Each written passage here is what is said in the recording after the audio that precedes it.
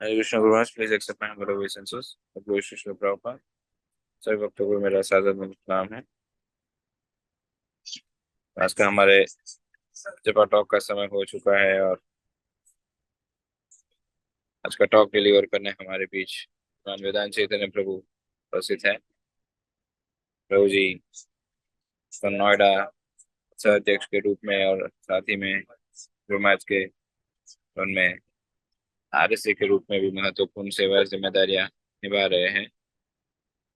और साथ ही में ऑल ओवर इंडिया पूरे भारत में आईसीसी बुक डिस्ट्रीब्यूशन कन्वीनर या मैराथन कन्वीनर भी है। तो अभी जो मैराथन का सीजन चल रहा है तो प्रारंभ में भी प्रभु जी आए थे और आज पुनः प्रभु जी हमारे बीच हैं। मैं श्री प्रभुपाद जी के दिव्य ग्रंथों के डिस्ट्रीब्यूशन और रीडिंग के विषय में कुछ महत्वपूर्ण आदेश उपदेश देंगे, तो सभी से अनुरोध है, नाम जब प्रोग्राम देकर ध्यानपूर्वक आज का टॉक श्रवण करें। Vedant Chetan Prabhu, I'm traveling, Prabhuji. In case if I may lose network, you may conclude once you are done, Prabhuji, at 7:30. Is that okay? हाँ, yes Prabhu, sure. Thank you, Prabhu. Hare Krishna. Thank you. Santosh Guru Maharaj Shri की श्री चरणों पे हमारे सादर दंडवत प्रणाम। हम सभी भक्तों को भी हमारे दंडवत प्रणाम। हम मंगलाचरण करके शुरू करेंगे। ओम ज्ञानतिमिरन्धस्य ज्ञानांजन शलाकया चक्षुरुन्मीलितं येन तस्मै श्री गुरवे नमः। नमो विष्णुपादाय कृष्णपृष्ठाय भूतले श्रीमते भक्तिवेदांत स्वामिनिति नामिने। नमस्ते सारस्वते देवे गौरवाणी प्रसारणे निर्विशेष शून्यवाद पाश्चात्य देश तारिणे। जय श्री कृष्ण चैतन्य प्रभु नित्यानंद श्री अद्वैत गदाधर श्रीवासादि गौर भक्तवृंद। हरे कृष्णा कृष्णा कृष्णा हरे हरे, हरे राम राम राम हरे हरे।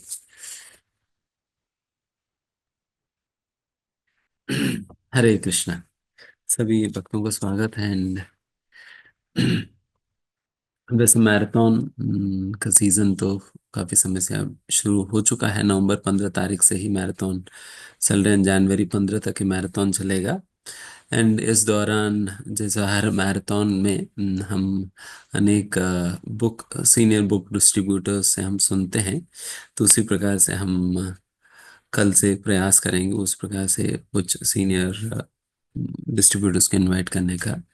बस आज भी प्लान था बट आज हो नहीं पाया, जिस कारण मैं रिप्लेस कर रहा हूँ। वैसे आज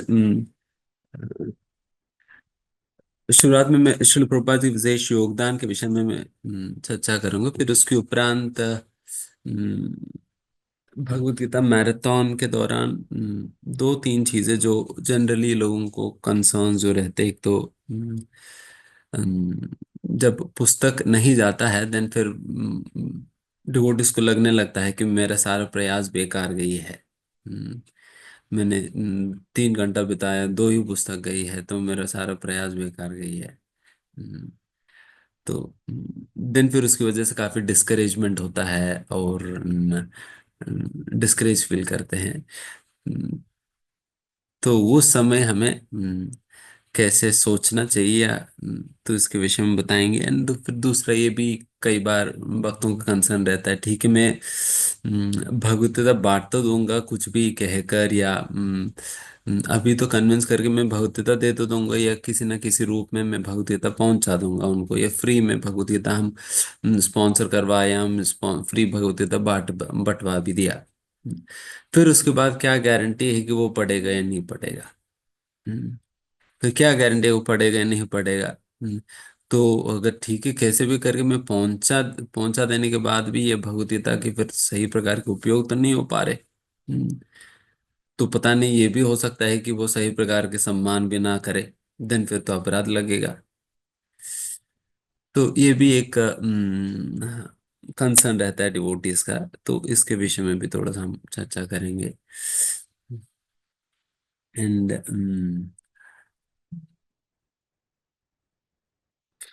तो ये चीजें शुरुआत में वैसे शिल प्रभुपाद जी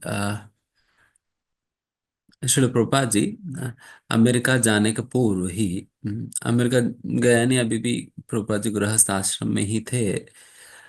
उस समय जो है अक्सर एक गोविंद शास्त्री नाम से एक श्रील प्रभुपाद जी का ही गुरु भाई जो भक्तिसिद्धांत सरस्वती महाराज का शिष्य थे, तो वो अक्सर प्रभुपाद जी से मिलने आया करते थे, फिर दोनों मिलकर शास्त्र अध्ययन किया करते थे।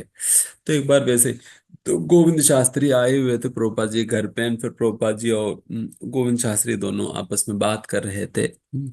एंड बात करते करते गोविंद शास्त्री जी ने कहा प्रभुपाद जी से, देखिए अभयचरण, वैसा तो चैतन्य महाप्रभु ने कहा था कि पृथ्वी ते या चेतन अगरादि ग्राम सर्वत्र प्रचार होय वे मोर नाम। हर गांव, हर गली गली में, हर शहर में भगवान के नाम गूंजेगा या भगवान के नाम पे प्रचार प्रसार होगा करके। बट ये सही में भविष्यवाणी, ये सच है?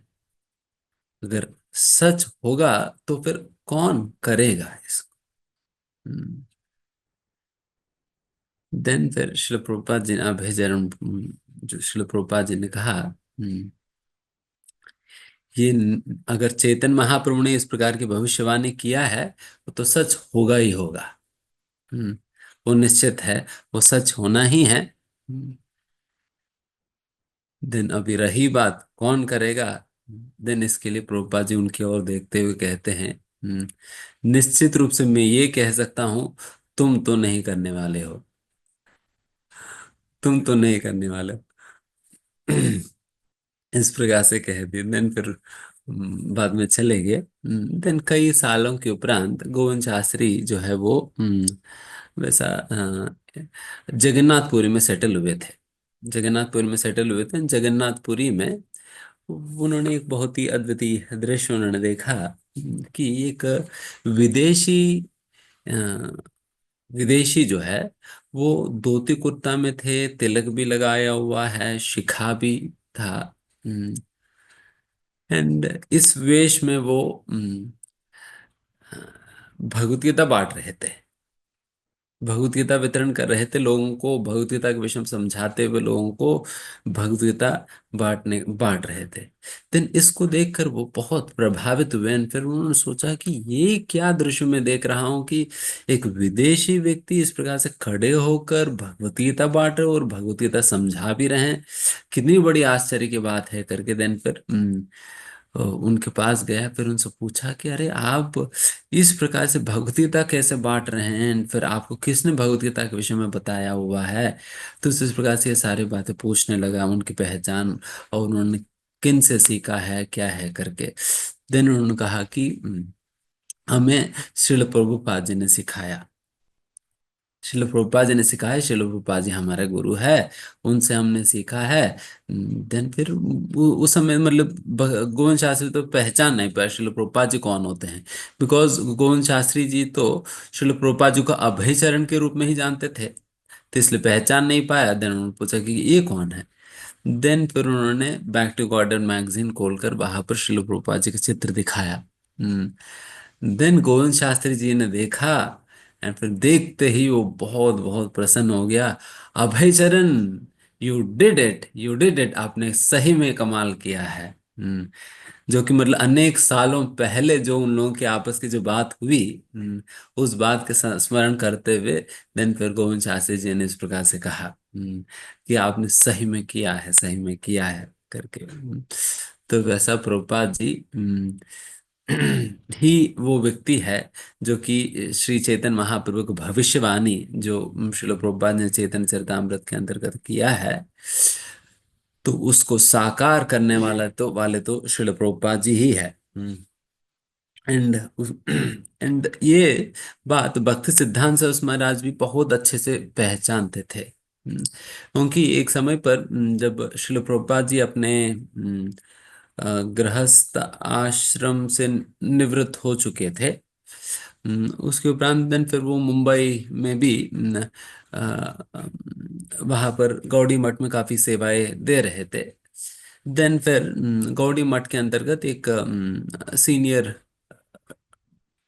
सीनियर डिवोटी जो है वो भक्ति सिद्धांत सिद्धांत महाराज से कहने लगे, देखिए सरस्वती ठाकुर, ये जो अभय चरण जो है बहुत सुंदर प्रकार से सेवा कर रहे हैं।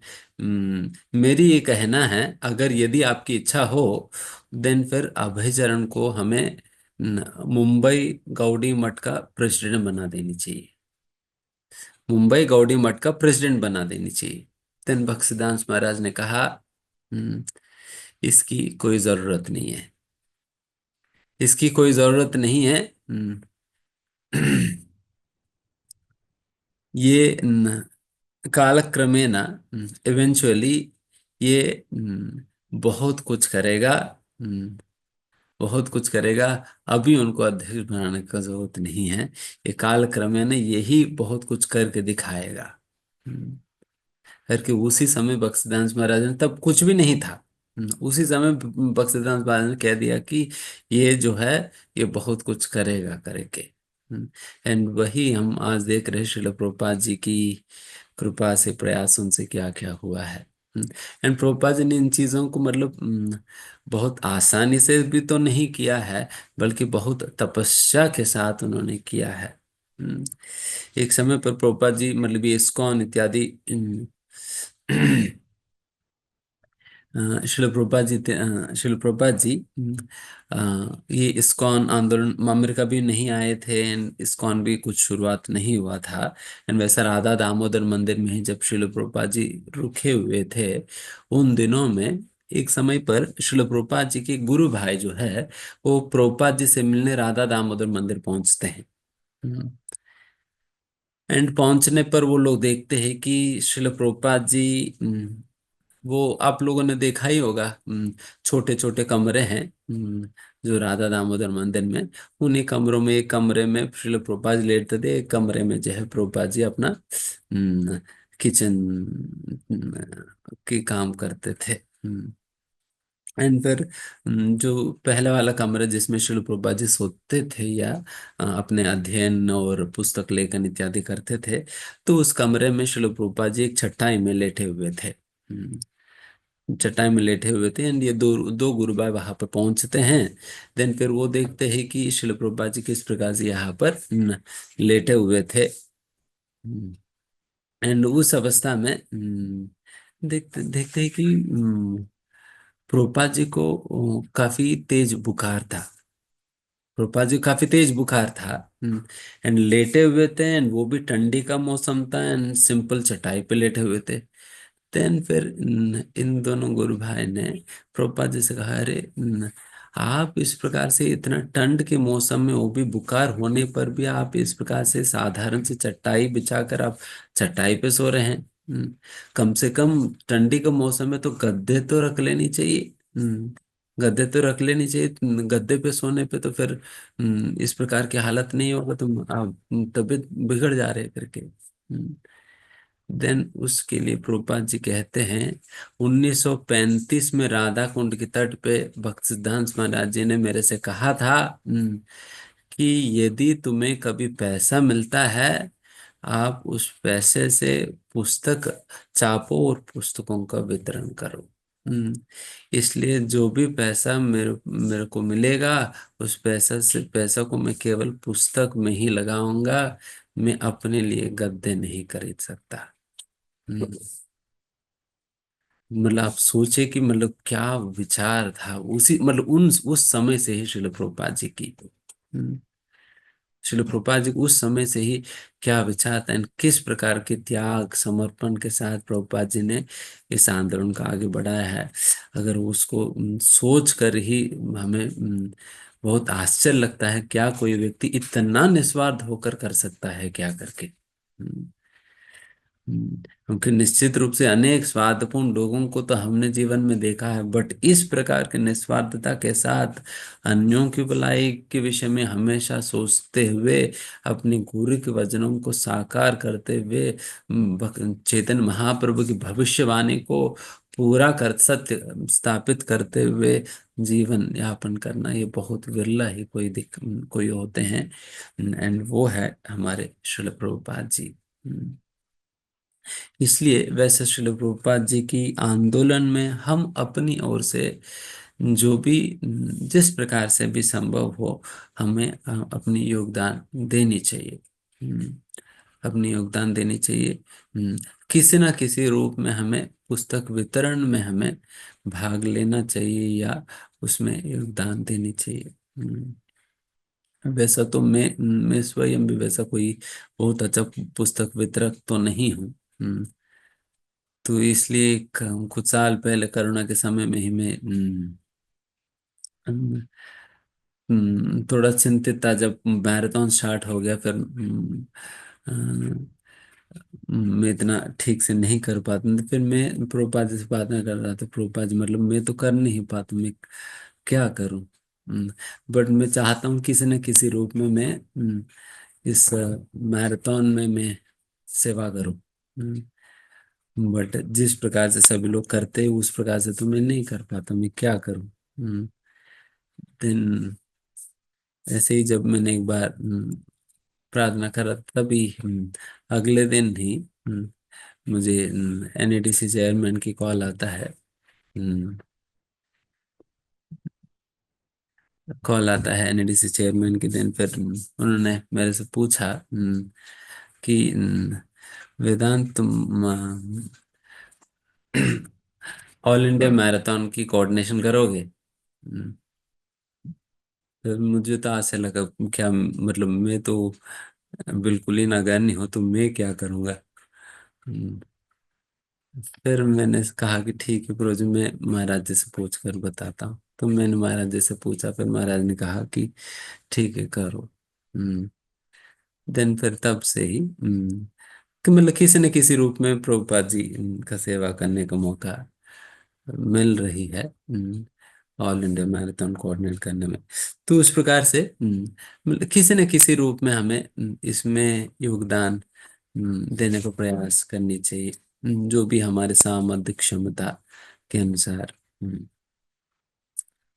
जैसे ही एक बार मैं मैराथन के विषय में कह रहा, तो फिर एक एल्डरली माता जी जो है वो हमसे पूछने लगी, प्रभु जी मतलब मैं तो काफी बूढ़ा हो चुका हूँ, मैं तो नहीं कर पाऊंगी। मैं तो बाहर ने जाकर तो इस प्रकार से नहीं कर, मैं कैसे क्या करूं। देन फिर उन्होंने खुद ही कहा कि देन फिर मैं स्पॉन्सर करूंगा। हम्म देन फिर मैं स्पॉन्सर करूंगा। देन ठीक है, देन किसी न किसी रूप में आप करो फिर। ठीक है, आप वैसा नहीं कर सकती हो, देन स्पॉन्सर करो। या स्पॉन्सर करवाइए किसी और को कॉल करके वैसा। तो उस प्रकार से किसी न किसी रूप में हर किसी को भी योगदान देना चाहिए। एंड कई बार ये जो कंसर्न होता है कि प्रोजी में ठीक है मैं बाहर जाता हूँ, पुस्तक वितरण करने का प्रयास करता हूँ, 3 घंटा खड़े रहता हूँ एंड फिर पुस्तक बांटने का प्रयास करता हूँ, बट एक दो ही पुस्तक जाता है एंड बाकी सभी लोग तो मुझे मनाही कर देते। मना कर देते, मैं कितना ही उनको समझाने का प्रयास करता हूँ फिर भी मना कर देते, फिर मुझे बहुत डिस्करेजमेंट लगता है। देन फिर इसलिए अगली बार जाने का मन नहीं होता। तो क्या करूँ। देखिए इसके संबंध में यही बात है कि एक बार परम पूज्य गोपाल कृष्ण गोस्वामी महाराज जी दिल्ली में प्रवचन दे रहे थे। इसी प्रकार का प्रश्न किसी ने महाराज जी से पूछा, तो उसके समाधान महाराज जी ने इस प्रकार से दिया कि देखिए आप कितने पुस्तकें बांट पाया, हम्म, वही मतलब नहीं रखता, बल्कि आपने कितने पुस्तकों को बांटने का प्रयास किया तो वो भी बहुत महत्व रखता है। डेफिनेटली आपका स्कोर के रूप में जब गिना जाता है, 2 पुस्तकें आपने जो बांटा है वो 2 संख्या उस स्कोर बुक में जाता है। बट भगवान जब गिनती करते हैं ना, भगवान की रिकॉर्ड में 2 पुस्तक नहीं जाता है, बट जिन 100 लोगों को आप मिलकर 100 लोगों को पुस्तक जिनको भी देने का अपना प्रयास की, चाहे वो ले या ना ले, 100 लोगों को आपको पुस्तक देने का जिन जिन लोगों को प्रयास किया, तो वो 100 काउंट जो है भगवान के रिकॉर्ड में जाएगा। हम्म भगवान के रिकॉर्ड में वो 100 पुस्तकें जाएगा, कि केवल दो नहीं। हम्म, तो इस प्रकार से आप 100 लोगों को पुस्तक बांटने का प्रयास करें तो फिर 100 आपके आपके नाम पे रजिस्टर हो जाएंगे भगवान के रिकॉर्ड में। तो क्योंकि भगवान ये, वो पुस्तक लेना नहीं लेना सामने वाले व्यक्ति की भाग्य है। आप अपनी ओर से तो आपने सेवा की ना। अपनी ओर से जो सेवा करनी थी वो तो आपने किया, पुस्तक उनको देने का प्रयास करके। तो इसलिए भगवान आपके प्रयासों को गिनते हैं, ना कि आपकी रिजल्ट को। भगवान आपके प्रयासों के गिनते हैं, ना कि आपको रिजल्ट को।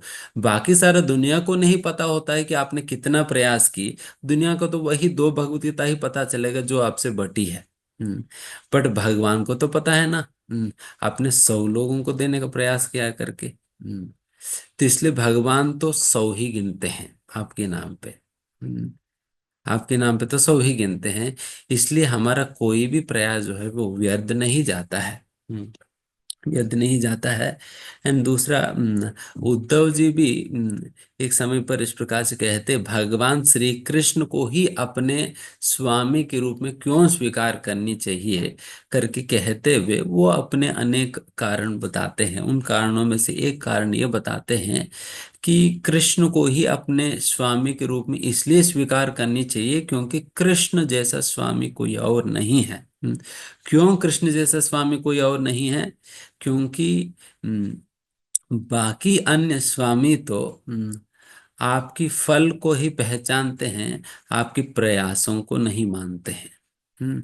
बट कृष्ण ही एकमात्र ऐसा व्यक्ति है जो कि आपकी छोटी सी छोटी प्रयास को भी पहचानते हैं, एंड उस प्रयास के लिए वो आदान प्रदान भी करते हैं। क्योंकि कंपनी में भी कोई नहीं जानता आपने कितना प्रयास किया। वो तो केवल वो रिजल्ट देखेगा। और रिजल्ट के अनुसार आपकी प्रमोशन या डिमोशन जो भी होना है वो करेगा। बट आपने कितना मेहनत की वो कोई नहीं जानता है ना। बट भगवान तो रिजल्ट ही नहीं देखते बल्कि आपकी प्रयास देखते हैं, आपकी भाव देखते हैं। हम्म, तो इसलिए वहां पर भी उद्धव जी भी ये बात कहते हैं, जो भक्तों के द्वारा भगवान की सेवा में की गई प्रयास जो है वो कभी व्यर्थ नहीं जाता है। बिकॉज हर प्रयास की गिनती होता है भगवान के दरबार में। हम्म, तो इसलिए कभी ये नहीं सोचने की जरूरत है मेरी प्रयास व्यर्थ जा रहे हैं। एंड एंड वैसे भी तो व्यर्थ नहीं जाता है, जैसा कि मान लीजिए कि एक बहुत स्ट्रांग दीवार है। स्ट्रांग दीवार है, एंड वो दीवार इतना मजबूत है, उसको 50 बार जोर से धक्का मारने पे ही गिरेगा। 50 बार जोर से धक्का मारने पे गिरेगा। देन तो फिर ऐसा जो दीवार है 50 बार धक्का मारने भी गिरता है। देन एक व्यक्ति जाता है, वो 2 बार जोर से धक्का मारता है, वो वापस आ जाता है। देन दूसरा व्यक्ति गया, वो एक बार धक्का मारा वापस आ गया। फिर नेक्स्ट व्यक्ति गया, फिर धक्का मारा निकल आया। तो उस प्रकार से करते करते करते जब 50वां व्यक्ति जब जाएगा, वो जोर से धक्का मारेगा, तुरंत दीवार गिर जाएगी। हम्म तुरंत दीवार गिर जाएगी। हम्म अभी दीवार को एक व्यक्ति ने गिराया या 50 लोगों ने गिराया, बताइए। हम्म 50 लोगों की मेहनत लगी है ना इसमें। हालांकि एक ही व्यक्ति के सामने दीवार गिरता वो दिखाई पड़ा। हम्म हालांकि एक ही व्यक्ति के सामने दीवार गिरता हुआ दिखाई पड़ा, बट उस दीवार को गिराने के पीछे 50 लोग हैं, 50 लोगों की मेहनत है। अगर ये पहला 49 लोग जो है इस प्रकार से मेहनत नहीं किए होते, ये 50वां व्यक्ति धक्का देने पे ये दीवार नहीं गिरने वाली थी। हम्म, हालांकि 50वें व्यक्ति को लगता है कि मेरी वजह से गिरा है, बट उनकी वजह से नहीं गिरा है, बल्कि उनके पहले कई लोगों ने प्रयास किया जिसकी वजह से दीवार धीमे धीमे धीमे हल्का हल्का हल्का होते गई। एंड अब अभी आया, एंड फिर आपने गिरा दिया। एंड उस प्रकार से कई बार किसी को भगवतीता बांटने में बांटना भी इसी प्रकार से होता है। कई बार एक व्यक्ति को भगवतीता बांटने के लिए 10 लोग लगते हैं, एंड 9 लोग प्रयास करने पे वो व्यक्ति नहीं भी लेता है, बट 10वां व्यक्ति जो कि दीवार गिराने वाला है, तो वो आकर जब दे देता है वो तुरंत ले लेता है। उनको लगता है कि अरे तो हमसे तुरंत ले लिया, बट उसको पीछे तो 9 लोगों ने काम किया। हम्म 9 लोगों ने काम किया। ऐसा नहीं कि केवल उनका ही मेहनत है। तो उस प्रकार से एक भौतिकता को निकालने में 10 लोगों का मेहनत लगी है उसमें।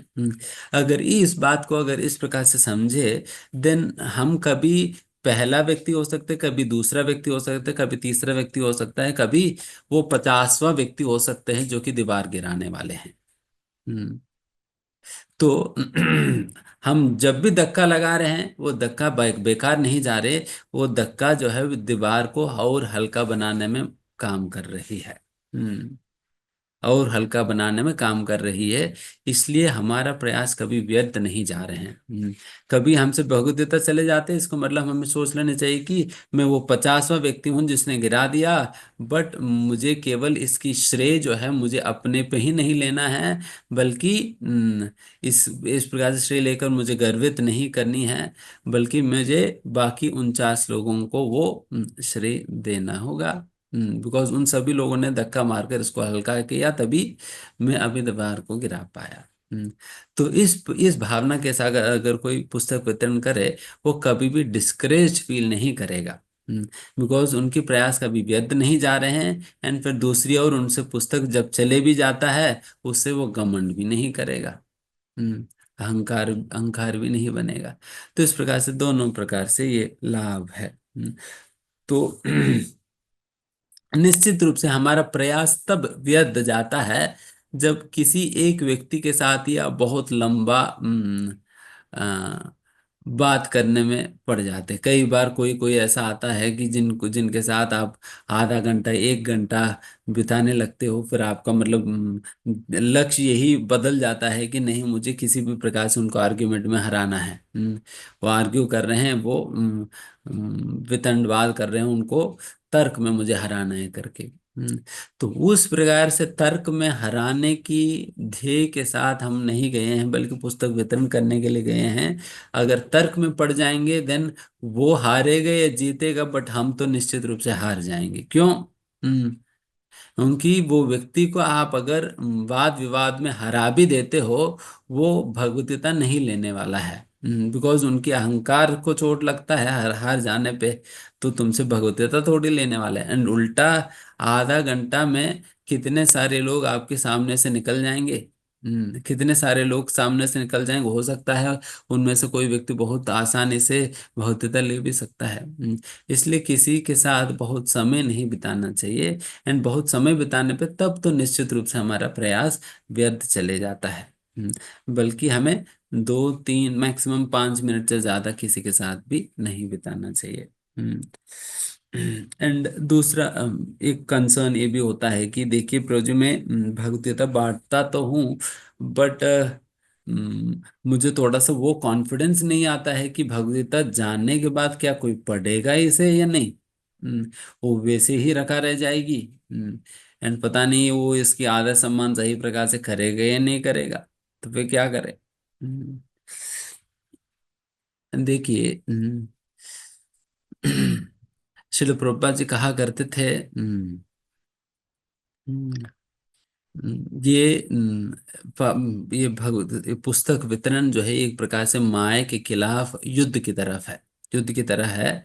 एंड जिस प्रकार से युद्ध में एक फाइटर प्लेन जाता है, वो कई सारे बॉम्ब गिराती है।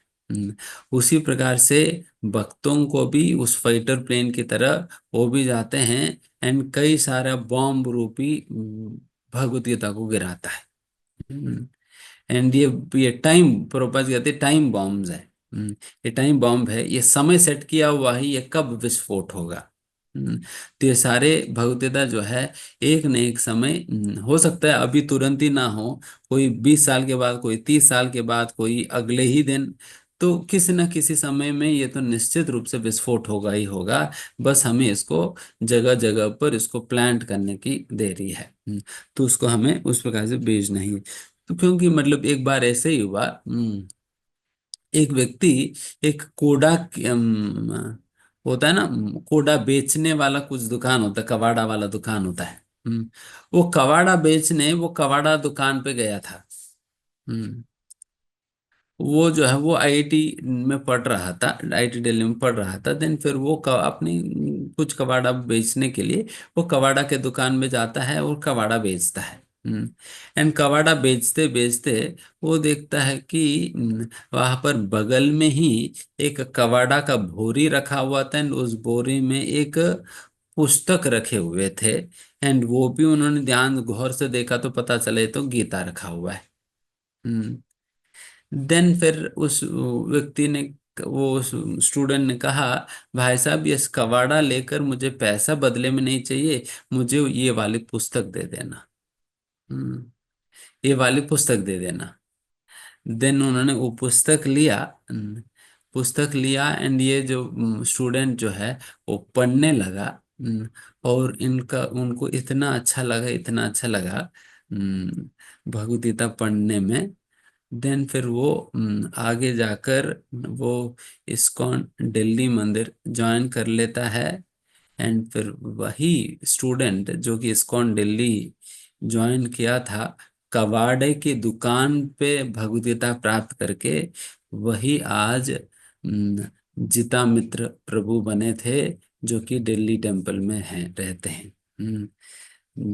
जिता मित्र प्रभु, जो कि पिछले 40 वर्षों से, लगभग 40 वर्षों से उनकी ऐसा रिकॉर्ड है, 40 वर्षों से एक दिन भी राधा पार्थसारथी का मंगल आरती छूटा नहीं, एक दिन भी। हम्म एंड एक बार वैसे ही उनकी ऑपरेशन था, ऑपरेशन थिएटर में उनको ऑपरेशन करने जब डॉक्टर्स ले जा रहे थे, डॉक्टर से उन्होंने पहले कहा कि डॉक्टर, क्या मंगल आरती के समय पर मुझे छोड़ देंगे, तभी तो मैं ऑपरेशन कराऊंगा, नहीं तो नहीं कराऊंगा। हम्म तभी मैं ऑपरेशन कराऊं, नहीं तो कराऊंगा। देन डॉक्टर ने कहा नहीं नहीं, अब मैं आपको छोड़ दूंगा। देन वो ऑपरेशन हो गया एंड फिर सीधा ऑपरेशन थिएटर से राधा पार्थसारथी की मंगल आरती में स्ट्रेचर में चले गया। स्ट्रेचर में गए थे मंगल आरती अटेंड करने। सीधा एम्बुलेंस।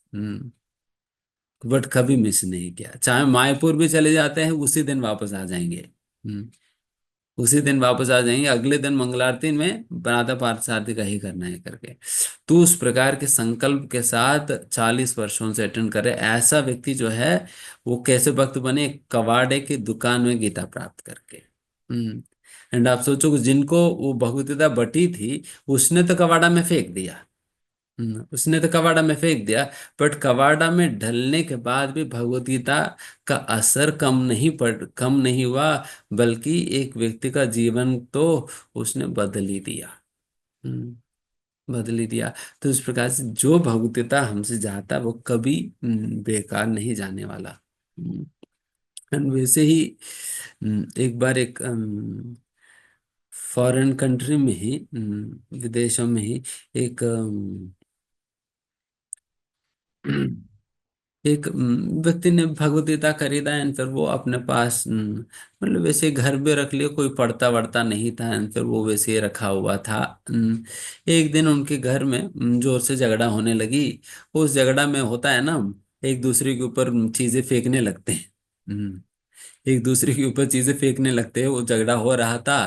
फेंकते फेंकते पत्नी ने क्या किया, वो भगवत गीता उठाई एंड उन्होंने फेंक दिया। हम्म, फेंक दिया। एंड वो बालकनी से, मतलब वो जो है भगवत गीता जो है वो बालकनी से नीचे गई। एंड सीधा वो किसी और की घर की बालकनी में गिर गया। एंड वहां पर उसी बालकनी में जिनकी घर पे गिरा था, उसी बालकनी में कोई व्यक्ति जो है वहां पर बैठकर वो भगवान से प्रार्थना कर रहा था। भगवान, भगवान, मुझे कुछ रास्ता दिखाओ दिखाओ दिखाओ करके वो प्रार्थना कर रहा था। देन फिर सडनली आकर उनके सामने गीता गिरी। तो उनको लगा कि अरे ये क्या है, मैं भगवान से जब प्रार्थना कर रहा हूँ उसी समय अगर ये पुस्तक गिरा तो निश्चित रूप से इसमें भगवान का कुछ तो योजना होगा। कुछ तो योजना होगा। उनको गीता वीता कुछ पता नहीं था, पर उनको लगा कि भगवान के द्वारा भेजा हुआ पुस्तक है तो फिर हमें निश्चित रूप से एक बार देख लेनी चाहिए क्या है करके। देन वो व्यक्ति जो है, देन फिर भगवत गीता उठाई, देन वो पढ़ने लगा, पढ़ते पढ़ते उनको काफी अच्छा लगा। देन फिर वो माला भी करने लगा, इस्कॉन मंदिर गया। देन उस प्रकार से सुंदर भक्त बन गया। देन यहाँ देखिए, गीता गई किसी के घर पे, एंड वहां झगड़ा हुआ, गीता का अपमान किया उन लोगों ने, गीता को फेंक दिया। फिर भी गीता की असर कहीं कम नहीं हुई, बल्कि यहाँ पर भी, यहाँ पर पहुंच, दूसरे घर पे पहुंच के फिर वहां पर एक व्यक्ति का जीवन को बदल डाला। हम्म। तो उस प्रकार से अनेकों अनेकों वृत्तांत हम सुनने के लिए मिलता है। And वैसे ही एक बार हमारा महाराज जी, परम पूज्य जनानंद स्वामी महाराज जी, वो अफ्रीका में वो पुस्तक वितरण कर रहे थे। अफ्रीका में पुस्तक वितरण वितरण जब कर रहे थे, एक छोटा सा बच्चा उनके पास आया था। एंड फिर वो कहने लगे, मतलब जी, मतलब हमारे पापा जी जो है आपको बुला रहे हैं। आपको बुला रहे हैं।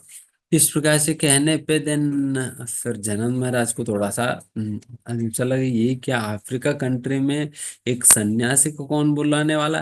क्योंकि अफ्रीका कंट्री में तो काफी बड़ा डर है। क्योंकि वहां पर ना अगर कोई बुला रहे घर पे, ये बहुत बड़ा डर है कि पता नहीं कौन हमें अपना लंच बना तो नहीं लेगा। क्योंकि वहां पर तो लोग मनुष्यों को भी काट पीट कर खा लेते हैं। तो फिर डर तो लगेगा ही। तो उनको लगा कि ये तो पता नहीं, ये तो इनका लंच तो नहीं मैं बन जाऊंगा। बट फिर भी महाराज ने सोचा कोई बात नहीं, देखते जो भगवान ही है करके। देन फिर ऐसे सोचकर महाराज जी जाते हैं उनके घर पे। देन फिर जाने पर देन वो अफ्रीका का एक बहुत ही अफ्रीका की आदिवासी लोग थे। आदिवासी लोगों में से एक कोई वहाँ का मुखिया थे वो। आदिवासी लोगों में से वो मुखिया थे।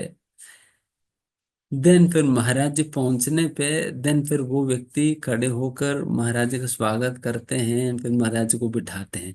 देन महाराज जी कंफर्म हुई ये तो मुझे काटने वाला नहीं है, खाने वाला नहीं है, तो सा सम्मान दे रहे तो कोई बात नहीं। देन फिर उनको बिठाया।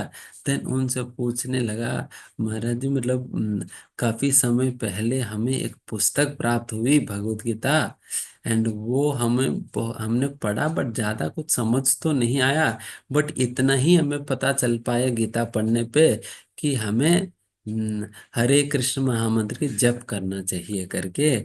इसलिए मैं पिछले कुछ वर्षों से 16 माला का जप कर रहा हूँ। तो ये सुनकर तो महाराज जी तो हैरान हो गया। एक अफ्रीका अफ्रीका के निवासी, वो भी एक आदिवासी व्यक्ति, उनको कोई भक्तों का संपर्क वंपर्क कुछ नहीं था। वो केवल भगवत गीता पढ़ा, इनको गीता समझ भी नहीं आया। फिर भी उनको इतना तो अकल हो गया कि यहाँ पर हमें कहा जा रहा है हरे कृष्ण महामंत्र जप करना चाहिए करके। एंड फिर वो जप करने लगा, वो भी 16 माला करने लगा। देन फिर वो व्यक्ति कहने लगा, महाराज मतलब हमें क्या आप ये भगवत गीता पढ़ाओगे। हम्म, दिन ये बात सुनकर तो महाराज बहुत बहुत प्रसन्न हुए। तो इस प्रकार से सोचिए, तो ये गीता जो है मतलब किस प्रकार से प्रभावित की उस आदिवासी व्यक्ति को भी, जो उनको कुछ समझ नहीं आया, बट हरे कृष्ण महामंत्र तो समझ आ गया, and फिर वो जप करने लग गया। तो इस प्रकार से अनेक अनेक प्रकार की वृत्तांत हम सुन सकते हैं इस भगवत गीता के विषय में। तो इसलिए इसको हल्का में मत लीजिए। सभी अपने अपनी क्षमता सामर्थ्य के अनुसार आप लोग इस मैराथन में आप लोग भाग लीजिए, पुस्तक वितरण करने का प्रयास करिए। एंड फिर जैसे हम लास्ट टाइम भी कहे थे, सभी हर कोई भक्त जो है कुछ न कुछ प्लेज लेनी चाहिए।